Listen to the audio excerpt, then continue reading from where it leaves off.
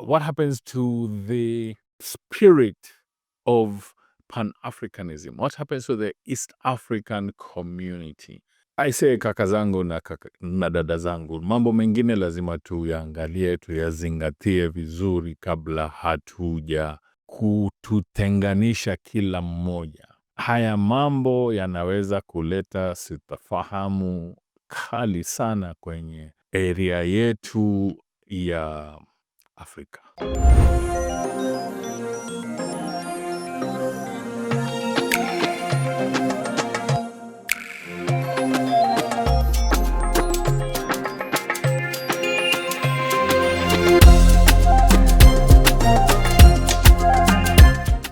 Hi everyone, this is Ali Hussein Kasim of Ali Talks Tech. In this week's weekly roundup, we're covering 4 key stories. The first story is on an initiative by the Africa Fintech Network on fintech licensing passporting. And we are having a town hall meeting this Friday, 4 p.m. Kenya time, and I think 1 p.m. West Africa time, 3 p.m. Southern Africa time. Don't miss that one. This is an interesting conversation. I'll come back to it. My next story is covering Tanzania's new economic borders. The Tanzanian government has started rethinking about certain business categories. And the government's basically saying they are protecting small businesses in Tanzania. I'll come back to that and what it means about rethinking entrepreneurship, cross-border conversations, Pan-African economic integration, Eastern Africa community integration, and so on and so forth. Then I will cover an interesting story around crypto payments. PayPal has announced a deep dive into mainstreaming crypto. They also have their own stablecoin. I mean, guys, it's raining stablecoins. My last story is covering AI in software development and the revolutionary movement that is starting to completely change software development and how we see coding and software engineers and so on and so forth. And I'm really looking forward to having this conversation with my good friend Jack Ngare on this one. Keep a lookout for that episode. Let's come back to this fintech passporting town hall meeting that is happening this Friday. Africa Fintech Network, led by Dr. Shagonaina as our president and Dr. Patrick Conte, the CEO, have been driving this fintech licensing passporting licensing across Africa. Just a bit of background and full disclosure. I am an executive board member of the Africa Fintech Network, and this is something very close to my heart and something that is very close to fintech entrepreneurs, investors across Africa.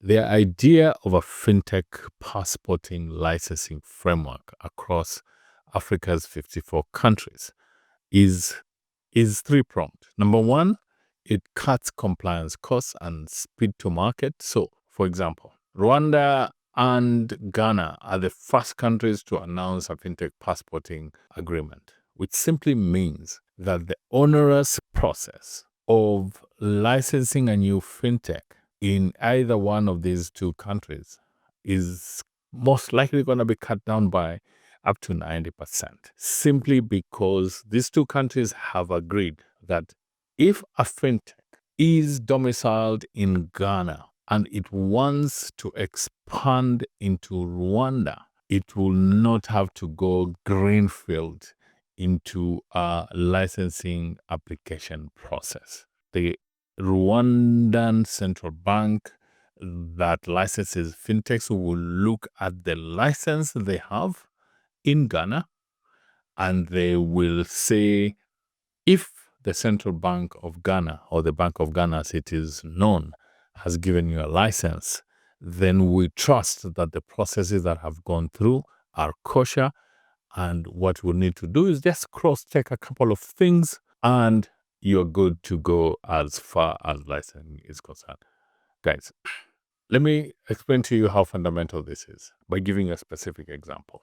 Companies like Cellulant, in my humble opinion, one of the leading and one of the most interesting fintechs in this continent, have taken more than 15 years to get 18 licenses, different licenses across 18 markets in Africa, 18 countries in Africa to be able to operate. Other fintechs, for example, Flutterwave, to date, does not have a license to operate in Kenya. Yet, they have several licenses across other African countries, including one of the leading fintech markets in Africa. That's Nigeria.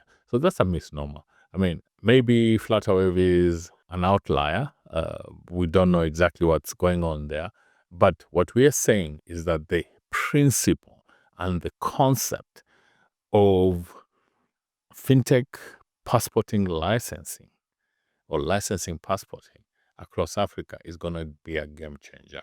Another policy example is the open finance or open banking licensing or policy framework in the US, I beg your pardon, in the European Union that has made the European Union and Europe, including the UK, we keep on forgetting the UK, sort of left the European Union, make the UK great again, shit like that. The reason why the UK and the European Union has some of the most interesting and super successful neobanks and fintechs is because of this licensing framework and this policy framework that passports licenses across their different jurisdictions. So guys, keep a lookout for this. The Africa FinTech Network is doubling down on license passporting conversations across Africa. Be sure to log in onto the event. Just go to the Africa FinTech Network LinkedIn profile or my profile on LinkedIn, and you will get the link to register for this super crucial and important town hall meeting about fintech passport licensing. Now, I want to move to the story around Tanzania. I want to read for you a notice by a minister in the Tanzanian government about business activities prohibited for non-citizens in Tanzania, signed in Dodoma 25th July 2025. That's a couple of days ago by Selemani Saidi Jafo, Minister for Industry and Trade. For a minute there, I thought this was fake news, but cross-checking and checking, it turned out that this is actually factual. So, type of business. Number one, business of sale of goods on a wholesale and retail basis, excluding supermarkets, specialized product outlets, and wholesale centers for local producers. That's number one. Number two, mobile money transfers. So this is sort of ambiguous. What are we talking about here? Mobile money transfers. Are we saying that the mobile money operators in Tanzania cannot now be owned by foreigners? I think there need to be some clarification here. Repair of mobile phones and electronic devices. So that's interesting because you have global brands, global outlets that franchise their brands across countries. Does this mean that these brands are now prohibited to operate repair of mobile phones and electronic devices? Salon business, unless the business is conducted in a hotel or for tourism purposes. Home office and environmental cleanliness. Small-scale mining. Postal activities and parcel delivery within the country. So basically, DHL, you look like you are out of the Tanzanian market. FedEx looks like you're out of the Tanzanian market. And any other major global brand that does this. Sally here, I hope you have a Tanzanian license. I mean, come on, guys. What's going on here? tour guiding within the country. That's okay. We just hope that the Tanzanians will accelerate their learning of English. I'm sorry, no pun intended. Establishment and operation of radio and television. What? All right. Operation of museums or curio shops. Brokerage or agency in businesses and real estate. So all the major brands in real estate and brokerage of real estate, guys, you're out of Tanzania. Clearing and forwarding services, ditto here. On-farm crop purchasing operations, ownership or operation of gambling machines or devices, except within casino premises. Ownership and operation of micro and small industries, and that's very ambiguous.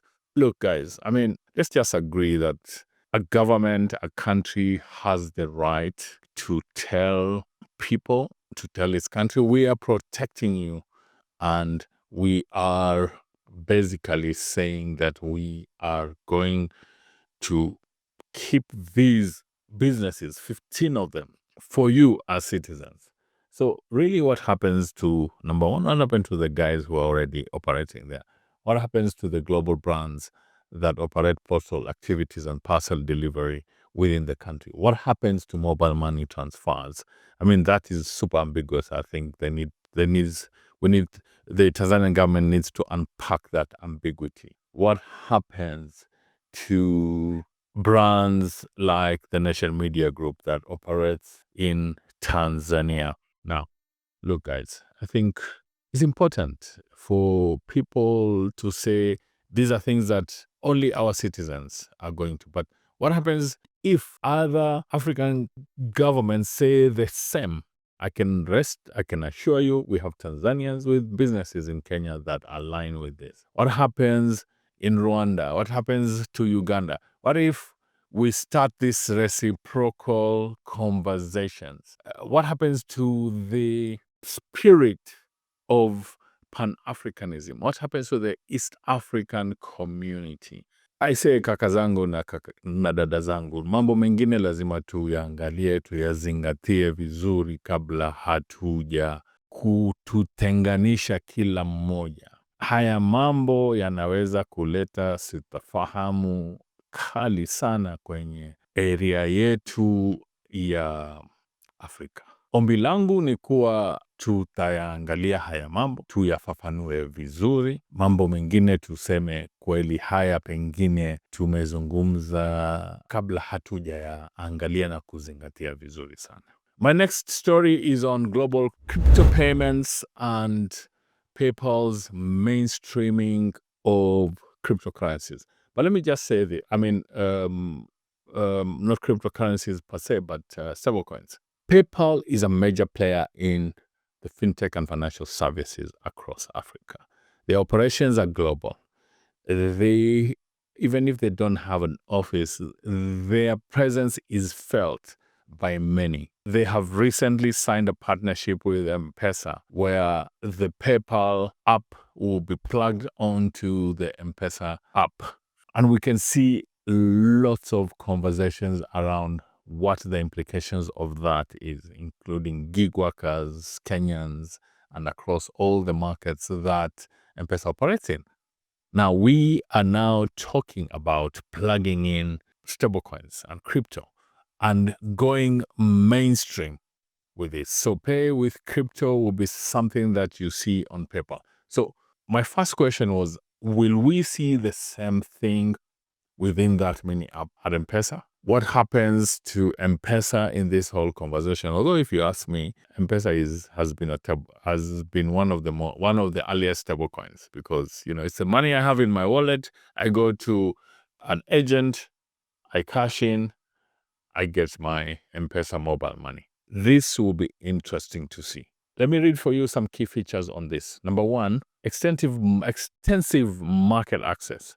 It will support 100 cryptocurrencies and integrates with wallets like Coinbase and MetaMask, linking African entrepreneurs and SMEs to a 3 trillion global digital assets market. Number two, potential lower costs. Number three, speed and reliability. I mean, if you've engaged in crypto, in the crypto space, the speed is almost instantaneous. I send you money, you get it almost immediately in your wallet. And then there's the regulatory confidence. By the way, PayPal has also announced has its own stablecoin called PYUSD.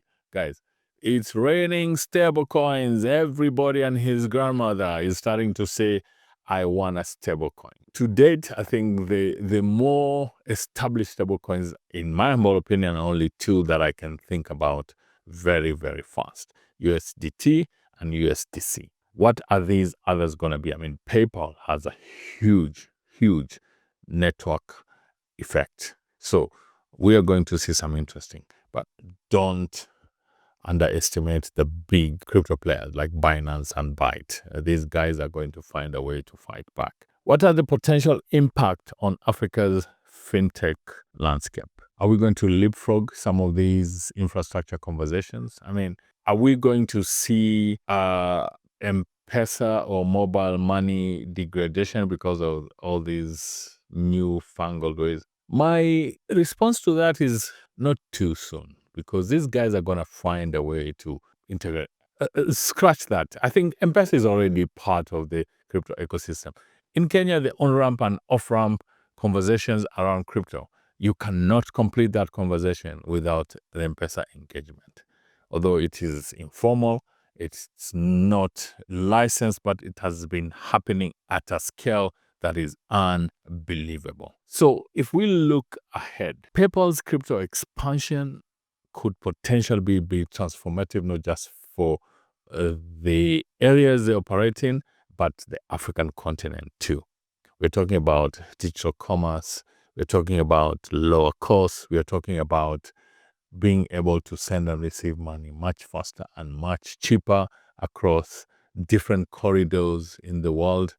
And I think we are going to see a deeper integration between the traditional money transfer operators and the crypto players. Interesting times, guys, interesting times. My last conversation is on AI and software development. I think for those who are still straddling the fence on the impact of AI in business operations, the impact of AI in our lives, the impact of AI in business. For software, I think the jury's already out. The big tech companies have already said, Google, Microsoft, Meta, they are simply saying between 25 to 30% of all their code is now being done by an AI. Fact.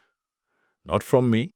You don't need to believe me. Just listen to the CEOs of these companies talk. Meta's CEO has said they are looking within the next few years that this will reach 50% and above. We are starting to see an immense cut down of software engineers across these companies. But the thing that stuck out the most for me is a few weeks ago, Microsoft actually laying off its director of AI. We were joking with some friends of mine. It was like the AI has just gotten rid of its competitor. But on a serious note, guys, I think this is an immense conversation going on.